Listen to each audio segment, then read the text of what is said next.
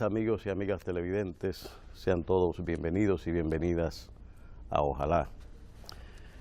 En el día de hoy, el presidente Danilo Medina parte hacia Centroamérica para asumir la presidencia pro tempore del Sistema de Integración Centroamericana, SICA. Los procesos de integración en toda el Caribe y Centroamérica y en la América Latina en general siguen creciendo y fortaleciéndose permanentemente. La República Dominicana, a partir de esta gestión y gestiones anteriores, ha fortalecido su intervención internacional, haciendo cada vez más visible la presencia dominicana en los foros internacionales, donde cada vez más el liderazgo de la República se va notando. En la política previa de la República Dominicana, prácticamente la acción internacional estaba ausente. El presidente Balaguer, por ejemplo, se sabe que no amaba mucho aquello de estar interviniendo mucho en foros internacionales o teniendo una presencia y movilización del cuerpo diplomático que tuviera alguna trascendencia al vincularse a determinadas políticas a desarrollar en estos campos.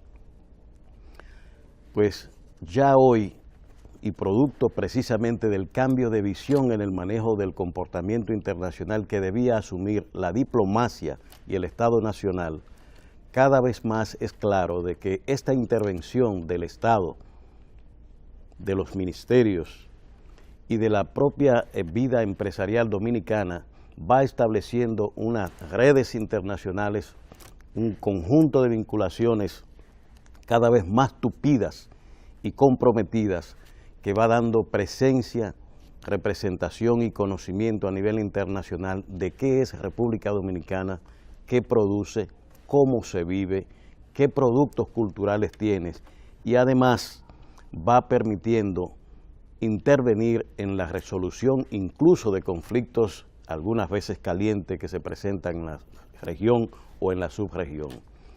Baste decir el caso venezolano en el que la República Dominicana no solamente es sede, sino un patrocinador clave en los procesos de entendimiento entre las partes venezolanas. En el caso del SICA y de la cooperación en Centroamérica, cada vez más se va haciendo necesaria esta vinculación y articulación con los países de Centroamérica y el Caribe. Ya antes se ha hecho con el CARICOM y otras instituciones de la región del Caribe, en la que el vínculo de la República Dominicana y la intervención y la interrelación entre los países se ha ido haciendo cada vez más importante. Debemos nosotros incentivar, aumentar la intervención de la República Dominicana en estos foros. Es claro de que así debe ser. La manera en que antes se llevaba o se entiende el comportamiento que debe tener un Estado en el mundo de hoy no puede asumirse sin que ese Estado tenga una intervención, unos vínculos y unos compromisos mediante acuerdos y tratados que aumenten el intercambio entre las naciones. Para hacer buen comercio, para desarrollar la producción, para estar al día en qué se está haciendo y cómo lo están haciendo los otros países, tiene que haber un estado de vínculo, de acuerdos, de intercambio permanente que permitan mantener actualizada a la República Dominicana sobre qué está pasando en el mundo. Así es que la asunción de esta presidencia pro tempore por segunda vez, porque ya en el año 2013 la República Dominicana y el propio presidente Medina recibió esa presidencia. Y en aquel entonces fue halagado por muchos de los presidentes debido a las iniciativas que se tomaron en esa presidencia pro tempore. Algunos de ellas fue precisamente uno de los ejes de aquella intervención del presidente Medina, el incentivo a las medidas de cooperación e integración en el sistema SICA. En ese entonces el presidente fue bastante enfático en resaltar, en reforzar y buscar nuevas oportunidades de vinculación entre los países del SICA y la República Dominicana. Esta vez debería profundizarse toda esta actividad y tenemos entendido que en ella buena parte de la actividad en esto va a incluir componentes como el de la educación, en el que tenemos mucho que aprender de algunos países centroamericanos, pero sobre todo mucho que compartir con todos ellos, con fines de que la educación, la producción subregional pues pueda mantenerse en el nivel adecuado. Esperemos que estos resultados de las acciones internacionales que lleva a cabo el presidente de la República sigan caminando y puedan desenvolverse de la mejor manera posible. Por otra parte, queremos señalar las observaciones que hace Flora Montealegre con relación a que la República Dominicana, y prácticamente ha señalado todos los países de la región, deben aprovechar este momento de crecimiento económico que viven y de estabilidad económica para reducir la brecha que hay entre pobres y ricos, para reducir la desigualdad que caracteriza en todos los estudios internacionales, tanto del Fondo Monetario Internacional, el BID propiamente dicho, pero también de la Comisión Económica para América Latina, CEPAL. Todos los informes e investigaciones que se hacen sobre América Latina indican de que es el continente más desigual que existe en el mundo. Y siendo así, y a partir de ello, la directora del BID ha señalado de que debiera aprovecharse esta fase de crecimiento y de vacas gordas que estamos viviendo para reducir esa desigualdad. Al respecto hay que decir de que en estos últimos años la República Dominicana ha ido reduciendo paulatinamente la pobreza nacional. Recordemos que a partir de la crisis financiera del año 2003-2004, la pobreza nacional subió a un 51%. En el año 2000 estaba en un 32%. Es decir, de cada 100 dominicanos, 32 eran pobres. Cuando vino aquella crisis financiera que quebró bancos y cantidad, más de 25.000 o 30.000 negocios quebraron, con lo cual mucha gente perdió sus empleos y sus fuentes de ingreso, la pobreza pasó de 32% a un 51%.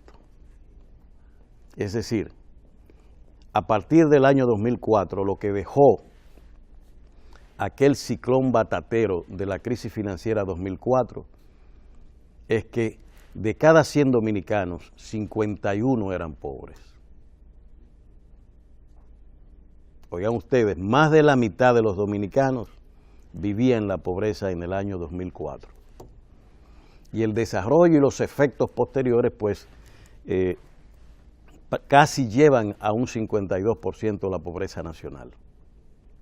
Porque empresas que prácticamente estaban quebradas, pero no se habían enterado, como suelen decir algunos, posteriormente esa caída económica fue trayendo consigo la caída de la empresa y la pérdida de empleos.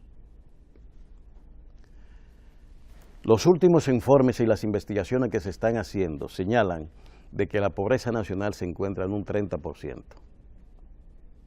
A la llegada del presidente Danilo Medina, esta estaba alrededor del 43% en el año 2012.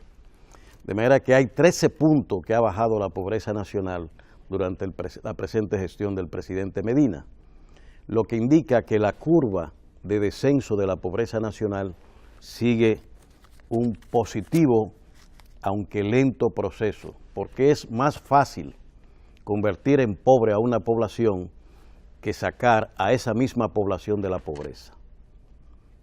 En un golpe como aquel del año 2003-2004, un golpe de bolsón,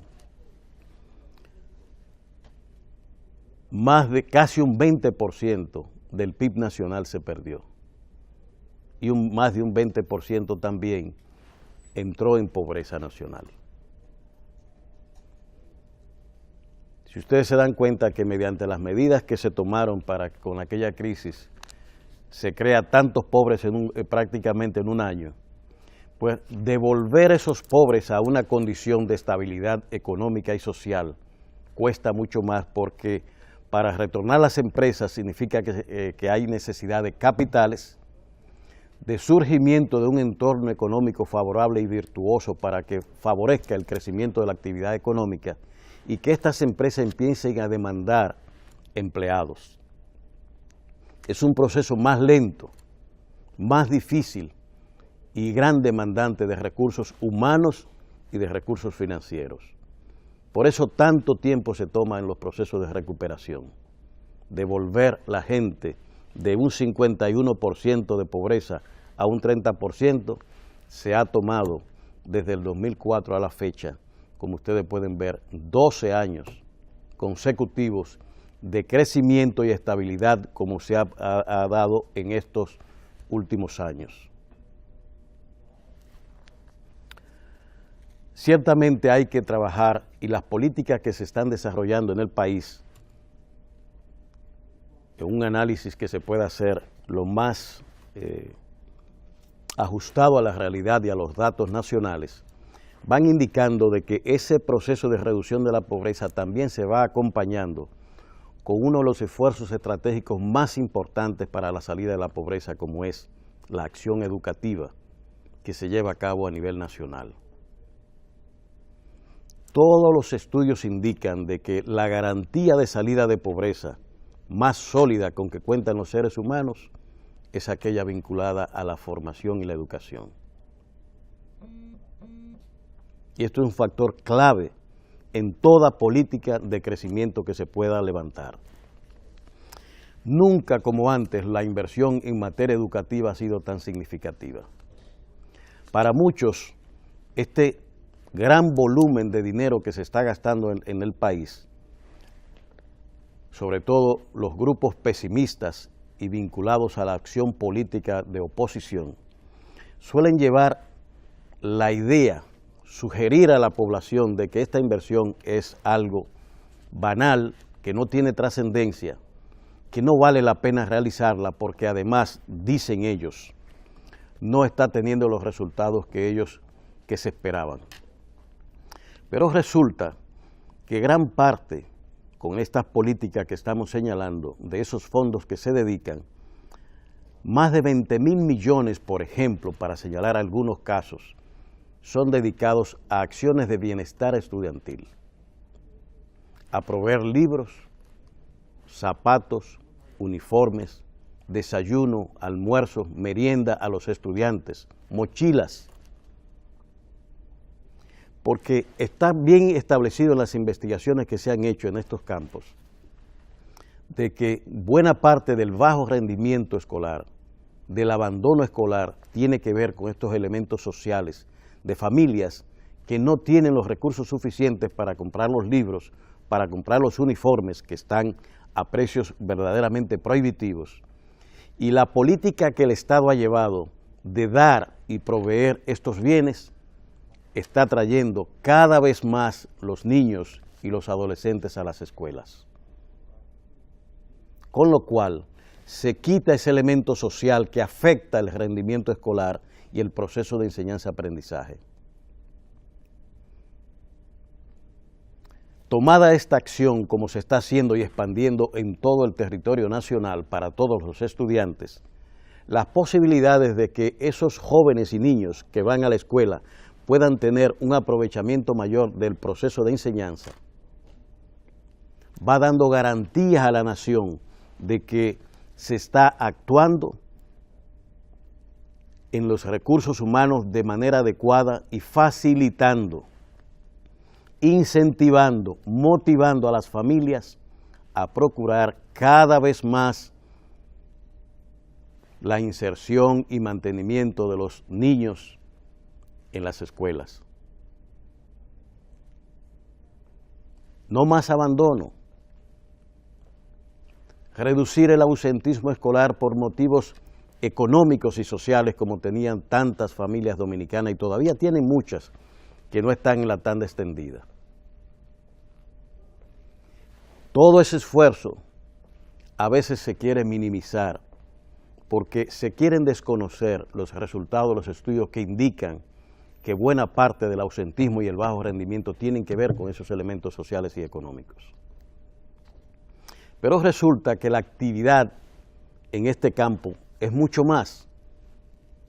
Se está en un proceso de reforzamiento de la capacitación y formación de los maestros, un factor clave para asegurar que el proceso de enseñanza-aprendizaje sea más efectivo, dé mejores resultados y que garantice que nuestros jóvenes emerjan del sistema preuniversitario con mejores capacitaciones y una formación y competencias mucho mejores.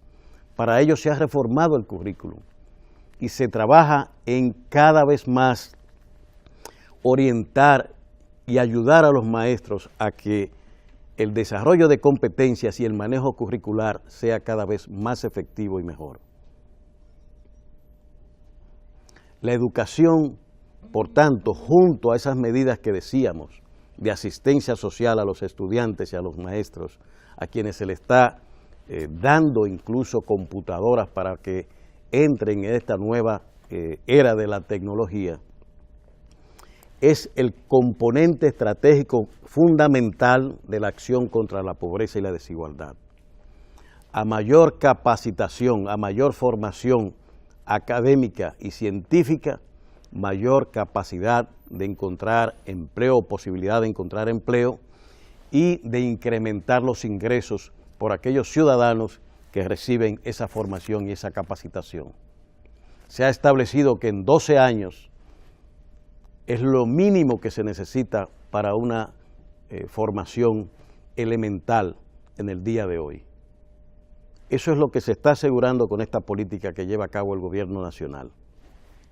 Pues bien, si con esa labor en la educación, de asistencia a profesores y estudiantes, pero además con las políticas sociales que se llevan a cabo en el campo, el incentivo a la producción, la facilitación de crédito y asistencia técnica que se está dando a grandes sectores económicos de la vida nacional, los incentivos que se están dando, por ejemplo, y las inversiones para el turismo, que es el motor de la economía nacional, esas políticas económicas y la garantía de la estabilidad macroeconómica, contextualizado que están produciendo más de 400.000 empleos cada cuatrenio, garantizando el mantenimiento de los empleos, es justamente una de las líneas que va conduciendo a que la actividad que lleva a cabo el gobierno nacional siga reduciendo pobreza y llevando a cabo una reducción de esa desigualdad que señala Flora Montealegre en la prensa nacional de hoy. Entendemos que si bien es duro la reducción de la pobreza y la desigualdad, es bastante claro que el crecimiento de clase media y la pujanza económica que estamos mirando hoy en el país y la floreciente y pujante vida económica que vamos teniendo, apuntan en la dirección de reducción de desigualdad. La reducción de esa desigualdad basada en el componente estratégico de la educación es una acción que toma tiempo, que no tiene resultados inmediatos como el que puede producir la inversión de $1.000 millones en hoteles que se levantan y a la vuelta de 2 años ya están operando. En la educación, el edificio de la transformación no opera con esa celeridad que en esas inversiones se dan. El proceso de formación educativa y de transformación técnico-profesional de un ser humano se toma años, 12 años de formación preuniversitaria y 5, 6 y hasta 8 años más en formación de grado, de maestrías y de doctorado. Es un periodo bastante largo que hay que caminar para lograr estas formaciones que dan garantías a esa persona que la ha recibido de que vamos a tener una posibilidad en esos que han recibido la formación de aumentar los ingresos, de facilitar la inserción laboral y de producir para el país bienes y servicios de un nivel superior al que ofrece o puede ofrecer, por ejemplo, un ciudadano haitiano que viene aquí sin capacitación ninguna para realizar labores manuales, elementales y primarias. A mayor educación, mayor capacidad de agregar valor en el trabajo. Por eso decimos que esa combinación de las políticas económicas con el desarrollo de estas medidas en materia educativa, tanto a nivel preuniversitario como post-escolar, son lo que dan esa seguridad a una sociedad de que el cambio será posible y que la innovación y el cambio que demanda la sociedad de hoy se van a producir. Creo que esta combinación apunta en buena dirección, muy a pesar de los criterios de muchos que piensan plantear un país donde nada sirve, que somos, digamos, y se puede ver en mucha información que está saliendo en la prensa nacional, como lo peor que existe en el mundo, que no merecemos reconocimiento ni tenemos virtudes. Hay gente que vive permanentemente vendiendo todos los trapos sucios que tenemos en el país. Y en la prensa usted la lee, y es como si aquí no existiera virtudes, si en esta tierra no floreciera una sola flor, sino solo el estiércol. Es una línea del pesimismo y del interés político permanente que busca nublar la percepción de la gente acerca de qué somos en realidad.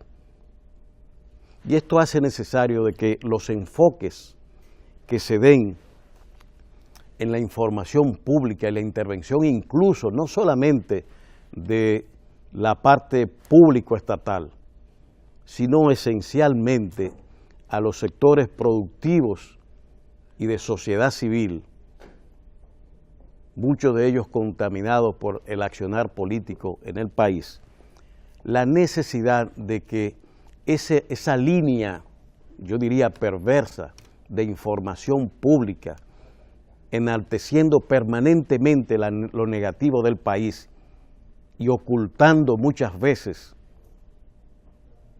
los componentes positivos con que contamos, no solamente en la infraestructura nacional, que nos diferenciamos bastante en la subregión, sino también en las capacidades de nuestros recursos humanos. Somos una sociedad mixta en el sentido de que tenemos recursos humanos de alto nivel conviviendo simultáneamente con una gran cantidad de dominicanos que no han adquirido esas capacidades. Pero vivimos un proceso acelerado de crecimiento y mejora en estos campos también. Pero eso no se enaltece, eso no se resalta. Cada vez que usted abre una página de un periódico o se va ante un televisor o una radio o en las propias redes sociales, hay que ver el espíritu y la onda que allí se está transmitiendo. Todo es pesimismo, todo es malo, nada positivo, todo es negativo. Es como si aquí estuviéramos dedicados permanentemente a la generación del mal y lo negativo. Y me parece que una observación justa, valorativa, desprendida de emociones y del interés político que tanto mancha esas valoraciones, la República Dominicana hoy día es un país muy diferente y con grandes potencialidades para vender incluso en el exterior. Así que estemos atentos a estas orientaciones pesimistas que viven tratando de convertir a la República Dominicana, desfigurar la buena imagen que debiéramos vender de la República Dominicana, y no solamente las malas cosas que puedan haber, porque hay muchas buenas que pueden ser perfectamente ofrecidas a la audiencia nacional con fines de que la autoestima de los dominicanos no esté permanentemente asediada por informaciones infundadas, pesimistas, hiperbolizadas con fines políticos, esencialmente, que es lo que funciona aquí. Que hay problemas, lo sabemos, y no son nuevos. Hoy se resalta una información sobre la corrupción, que parece un invento reciente, según esta gente vive hablando, y cuando usted lee la información se da cuenta que hay todo un esquema de especulación centrado en cuantificar esta. Si son 26.000 millones los envueltos en esto o son 150.000 millones. Y usted dice, bueno, en una investigación seria, una variación tan grande en los números que se dan no pueden ser. O la realidad es una o es otra. Ciertamente eso es un fenómeno universal ya bastante establecido al que todas las sociedades tienen que prestar atención y sancionar y llevar a cabo los controles necesarios allí donde se presenten esas dificultades. Pero no somos los más corruptos como se está diciendo y se quiere resaltar permanentemente.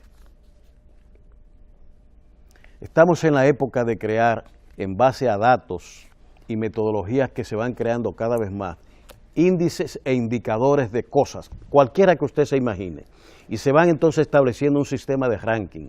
Nunca antes en la historia mundial los rankings fueron tan importantes como son hoy. Y cada vez más se inventan uno. La cosa es de que en cada uno de ellos, en esa información que se sirve, le empaquetan una información y usted la recibe, si acríticamente, entonces usted empieza a reproducir la información de que en el caso de la corrupción, el índice de corrupción es tal y usted está en tal posición. Y esto se da como un hecho consolidado de que el ranking va estableciendo diferencia entre países en este campo, sin que la metodología haya sido ventilada adecuadamente de cómo se llegan a establecer esos rankings. Porque hasta la cuantificación de la corrupción es un proceso difícil.